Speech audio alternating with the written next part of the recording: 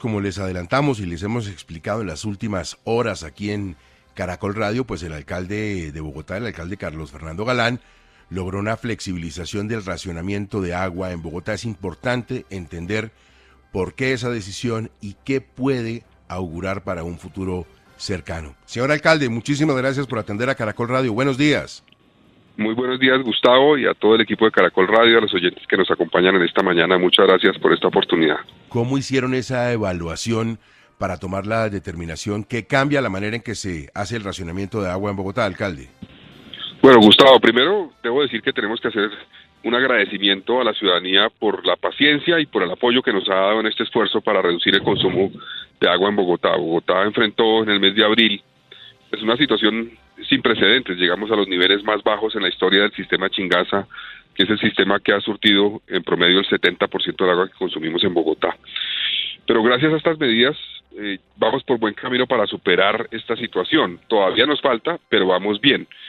Hoy, Gustavo, tenemos en el sistema Chingaza cerca de 74 millones de metros cúbicos de agua adicionales a los que teníamos cuando empezamos la medida. De esos 74 millones, más o menos 14 millones, un poco más, cerca del 19-20%, es producto de las medidas de restricción de racionamiento que implementamos desde el 11 de abril. El resto es por cuenta de las afluencias, que es como funciona ese sistema. Ese sistema se llena gracias a las afluencias, así funciona básicamente el sistema Chingaza. Entonces, este aumento del nivel, producto de las dos cosas, nos lleva hoy a estar en lo que se llama muy cercanos a la curva guía, que es la curva de proyección de llenado del sistema, que llevaría a que Bogotá pueda satisfacer la demanda de agua a finales de este año y el año entrante cuando venga la temporada de sequía. Entonces todavía no hemos llegado allá, pero es una proyección. Este es un sistema que históricamente se desocupa, digámoslo así, entre noviembre y marzo y se llena entre abril y octubre. Eso es como el ciclo normal del sistema, como funciona y ha funcionado históricamente. Entonces tenemos que llegar a octubre con un sistema que esté en un 70% en su nivel. Vamos bien, vamos en 42%, la curva va positiva, pero no nos podemos relajar. Entonces, esta tendencia positiva nos permite hoy pasar a un esquema que ya no sea todos los días una zona, sino un día una zona, al siguiente día ninguna zona en racionamiento, todo el mundo tendrá agua, al tercer día entrará la segunda zona en racionamiento, y así sucesivamente hasta completar en 18 días que 9 zonas entren en racionamiento. Es decir, vamos a bajar a la mitad, digámoslo así, el racionamiento de agua que tenemos en este momento. Pero esto implica un compromiso mayor de la ciudadanía para que la ciudadanía nos ayude en el día que no hay racionamiento y mantenga un esfuerzo de reducción de consumo, y de esa forma podamos llegar a lo proyectado, mantenernos cercanos a la curva guía y satisfacer la demanda que viene a final de este año, principios del año entrante. Alcalde, ustedes advirtieron inicialmente, y bueno, también el gobierno nacional, que si esto seguía como estaba antes de los racionamientos, el 2025 pintaba incluso peor que este 2024, pero los bogotanos se han comportado, digamos, a la altura y está lloviendo un poco mejor. ¿Usted qué tan pesimista u optimista está para el otro año? Pues yo creo que con lo que hemos logrado y la tendencia debemos ser optimistas, pero no podemos relajarnos. Es decir, ya hemos logrado, repito, acercarnos a la curva guía. Estuvimos muy por debajo de esa curva guía en el mes de abril, pero ya estamos en la curva, entonces eso es un gran logro. Hay que mantenerlo y hay que hacer un cambio, Espinosa, que sea a futuro, no solamente sea para este año. Yo creo que Bogotá tiene que seguir avanzando en reducir su consumo y en ser cada vez más eficiente. Son dos cosas. Uno, que la ciudadanía cada vez sea más consciente de la necesidad de proteger y cuidar el agua, consumir menos, pero también que avancemos en mayores eficiencias. Bogotá todavía tiene un nivel de pérdidas que pues es como promedio, digámoslo así. Tenemos que bajarlo promedio, digamos, a ciudades equivalentes, tenemos que seguirlo bajando y ser más eficientes en eso, y tenemos que tomar medidas también de solución de largo plazo, no solamente este año. Una de las razones que nos permite también pasar a esta nueva etapa en el racionamiento tiene que ver con el hecho de que desde la semana pasada podemos traer 1 metro cúbico de agua por segundo adicional del sistema norte, de Tibitoc. Eso reduce la presión sobre Chingaza en 1 metro cúbico por segundo y nos ayuda también.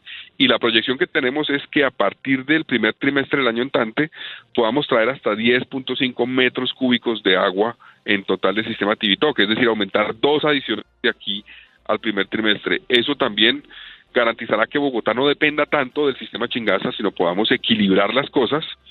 Reducir esa dependencia también depende obviamente de trabajar con la CAR para garantizar las concesiones que nos permitan traer esa agua del río Bogotá, pero esas son soluciones también de mediano y largo plazo que estamos trabajando desde ya y que son necesarias y no podemos descartarlas.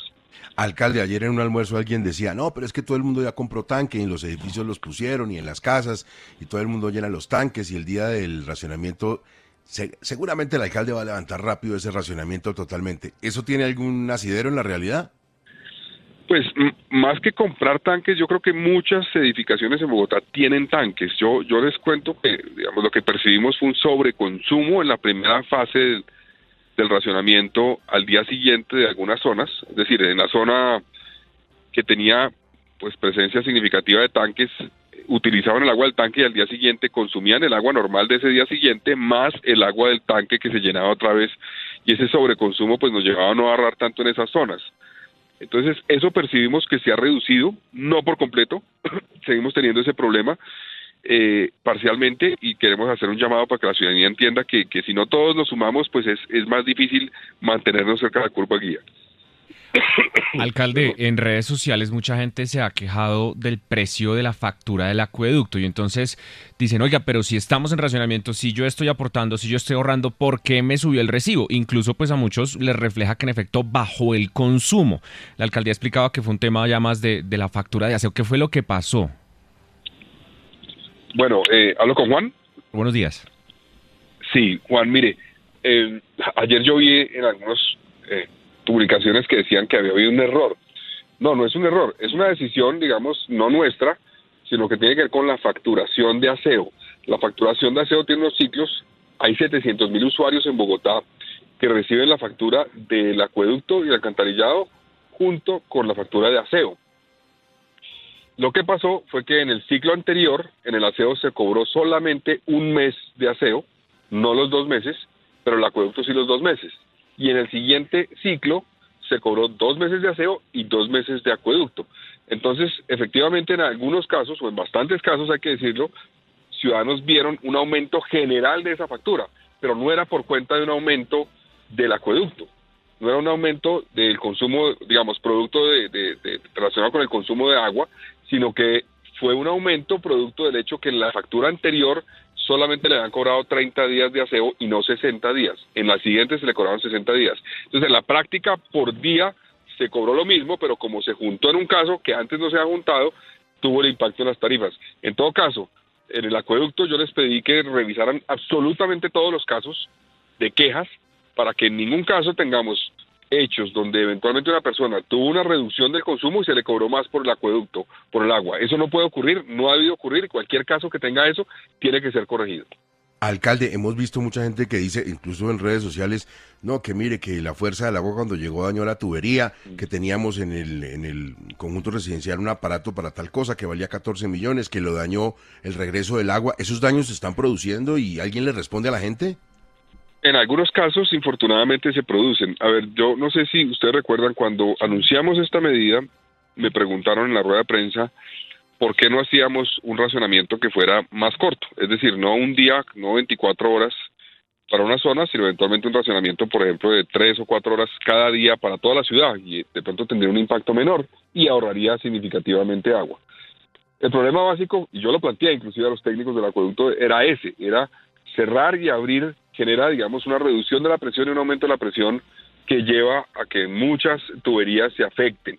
Entonces, al hacer esto, 24 horas, lo que buscamos también fue reducir la presión sobre las tuberías.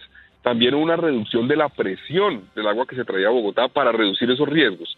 Pero es una combinación de cosas. La gente con razón nos dice, necesitamos que al día siguiente del racionamiento nos llegue el agua rápido. Y para que llegue rápido se requiere algo de presión.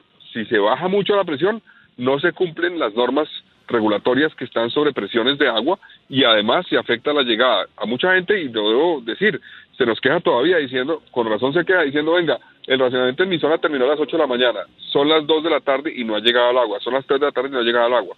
Eso se produce en parte porque la presión pues no es tanta como quisiéramos, porque queremos no afectar tanto las tuberías, 1 y 2, también se produce por el hecho de que aquellos que usan tanques al día siguiente del racionamiento empiezan a llenarse los tanques y reducen la velocidad digamos, del proceso de llegada de agua a varias zonas del punto que tuvo racionamiento el día anterior. Entonces, si es un problema que estamos teniendo, en parte creemos que nos va a ayudar pasar a un día sí, un día no con zonas, es decir, un racionamiento que sea expandido en 18 días, para no tener esa frecuencia que teníamos hasta ahora en los cambios de presión y de esa forma reducir eventualmente los daños. Claro. Alcalde, una última inquietud que tiene que ver con otra cosa. Usted había propuesto crear 3 impuestos nuevos para blindar las finanzas de Bogotá, de los vaivenes y las decisiones que pueda tener el gobierno nacional. Entiendo que hay solo uno que se conserva con vida. ¿Cómo quedamos en materia de bolsillo los bogotanos, los habitantes de la capital? Bueno, Gustavo, es una discusión larga, pero efectivamente nosotros tenemos un reto. Yo recibí a Bogotá con un nivel de endeudamiento que nunca había tenido en la historia de la ciudad. No per se eso no es malo, porque el endeudamiento es una fórmula para poder financiar siempre y cuando se cumplan los niveles máximos de endeudamiento de ley para financiar grandes proyectos. Eso es normal en las ciudades. Pero eso nos reduce la flexibilidad que antes tenía el gobierno distrital, nos reduce el espacio para hacer nuevos proyectos. Y cuando hay una situación fiscal nacional compleja como la que sabemos que estamos viviendo, pues el reto es también tener recursos para poder hacer cosas que la ciudadanía está exigiendo. Por eso propusimos esos 3 tributos. Solamente uno se aprobó, vamos a trabajar con eso, vamos a reducir gastos innecesarios en Bogotá. Ya redujimos en 200.000 millones de pesos los gastos, por ejemplo, en contratos de prestación de servicios en la ciudad. Eso nos va a ayudar. Y pues debo decirle, Gustavo, que estamos avanzando, por ejemplo, en un nivel de ejecución que nunca antes, por lo menos en los últimos 16 años, Bogotá no había tenido. Tenemos el nivel de ejecución presupuestal más alto de los últimos 4 gobiernos en Bogotá a la fecha. Eso nos parece que es un mensaje importante. El nivel de ejecución en este momento es de cerca del 47% en términos de compromisos y 25% en giros. Eso es muy superior a los anteriores gobiernos de Bogotá. Y nos va bien también en el tema de recaudo. Tenemos un recaudo proyectado de cerca de 15.2 billones de pesos. Ya hemos logrado cerca del 56-57% de eso a la fecha. Todavía faltan, obviamente, se cierra esta semana el impuesto de vehículos el 28. Esperamos ahí, obviamente, que mucha gente nos ayude, ojalá con el 10% adicional para la seguridad. Pero vamos bien en ejecución, vamos bien en recaudo, y eso nos permitirá tener cierta flexibilidad, pero obviamente los retos siguen grandes. Por ejemplo, le cuento uno particular. En el presupuesto del 2024, el gobierno anterior, la alcaldesa Claudia López y el consejo anterior, nos dejaron presupuestados 825.000 millones de pesos que nos iba a dar el gobierno nacional este año para financiar la operación del sistema de transporte público. Ya el gobierno nos dijo, no tenemos esa plata, no se la podemos dar. Ustedes lo contemplaron en Bogotá, pero nosotros no la tenemos. Tenemos que buscar fuentes alternativas para garantizar que siga operando el sistema de transporte público. Entonces, estamos tomando medidas que han sido positivas, mejorando la situación, pero tenemos también en algunos puntos grandes retos por enfrentar en los próximos meses. Señor alcalde, muchas gracias y suerte con el agua en Bogotá. Muchas gracias, Gustavo.